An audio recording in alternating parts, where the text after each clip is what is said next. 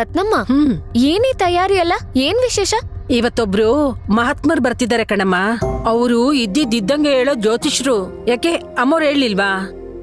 ಇಲ್ಲ ಕಣೆ ರತ್ನ, ನಾನ್ ಏನು ಹೇಳಲಿಲ್ಲ. ಸುಕ್ಕು, ನೀನಿಗೆ ನಿಮ್ ಅಣ್ಣನ್ಗೆ ನಿಮ್ ಅತ್ತಿಗೆಗೆ ಒಳ್ಳೇದಾಗ್ಬೇಕು ಅಂತ ನಾನೇ ಕರೆಸ್ತಾ ಇದ್ದೀನಿ. ಹೌದಮ್ಮ?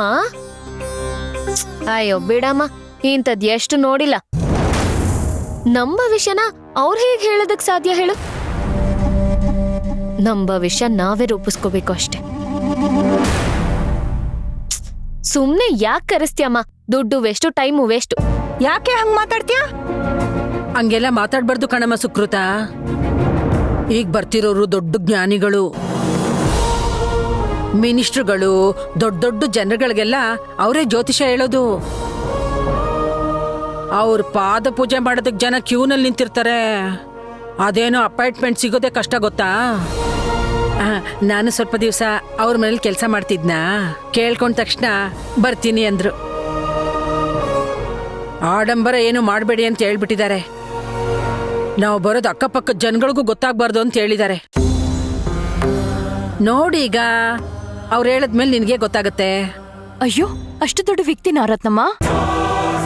ಮತ್ತೆ ಇದುವರೆಗೂ ನೀವು ನಂಗೆ ಹೇಳೇ ಇಲ್ಲ ರತ್ನಮ್ಮ. ಅಯ್ಯೋ, ಹೇಳೋ ಅಂತ ಅವಕಾಶ ಸಿಗ್ಲಿಲ್ಲ, ಹೇಳಲಿಲ್ಲ. ಅದೇನು ದೊಡ್ಡ ತಪ್ಪ?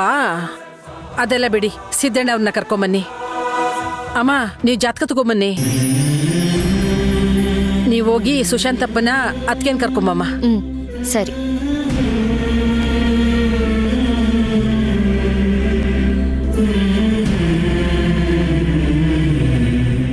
ಓಂ ನಮಃ ಶಿವಾಯ. ಓಂ ನಮಃ ಶಿವಾಯ. ಓಂ ನಮಃ ಶಿವಾಯ. ಓ, ಗುರುಗಳೇ ಬಂದ್ಬಿಟ್ರಾ? ನಂಜುಂಡಪ್ಪ ಗುರುಗಳು, ನಂಜುಂಡಪ್ಪ ಗುರುಗಳಿಗೆ ಜೈ, ನಂಜುಂಡಪ್ಪ ಗುರುಗಳಿಗೆ ಜೈ. ಓಂ ನಮಃ ಶಿವಾಯ. ಬನ್ನಿ ಗುರುಗಳೇ. ಓಂ ನಮಃ ಶಿವಾಯ. ಓಂ ನಮಃ ಶಿವಾಯ. ಓಂ ನಮಃ ಶಿವಾಯ. ಓಂ ನಮಃ ಶಿವಾಯ. ಓಂ ನಮಃ ಶಿವಾಯ. ಓಂ ನಮಃ ಶಿವಾಯ. ಓಂ ನಮಃ ಶಿವಾಯ. ಓಂ ನಮಃ ಶಿವಾಯ. ಓಂ ನಮಃ ಶಿವಾಯ. ಓಂ ನಮಃ ಶಿವಾಯ. ಓಂ ನಮಃ ಶಿವಾಯ. ಓಂ ನಮಃ ಬನ್ನಿ, ಗುರುಗಳು ಶಿವಾಯ. ಬಂದ್ರು. ಓಂ ನಮಃ ಶಿವಾಯ. ಓಂ ನಮಃ ಶಿವಾಯ. ಓಂ ನಮಃ ಶಿವಾಯ. ಓಂ ನಮಃ ಶಿವಾಯ. ಓಂ ನಮಃ ಶಿವಾಯ.